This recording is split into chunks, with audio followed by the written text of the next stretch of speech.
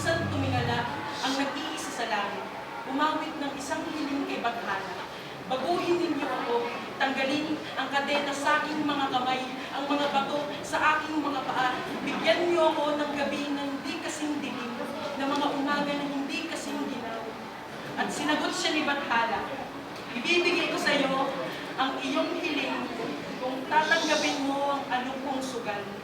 Kailangan mong languyin ang pinakamalalim na ilog ng lungkot, kasabay ang pinakamalalaking alon ng pighati, at hindi ka dapat lumubog. Kaya't ang nag-iisa ay lumusong sa tubig, sinanay ang sarili sa hirap ng paghinga, lumangoy patungo sa dalampasigan ng saya, at nang umahon siya mula sa kanyang sugal, kasama niyang umahon ang pag-ibig, ang pagmamahal. Sa unang pagkakataon, ang nag-iisa ay nagmamahal.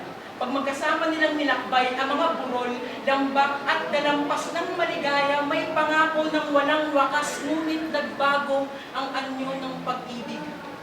Naging pagod, galit, mapagkimkim, muling bumigat ang kamay at paa na nagmamahal, at ang kasabay nito ay ang pagdating ng napakalaking unos na nilunod ang lupa sa baha, at sa gitna ng napakalakas na ulan ay hindi na makilala ang mga nasalanta. At nang matapos ang sikwa, kasama ang puso sa nasalanta, kasama ang pag-ibig sa nawala.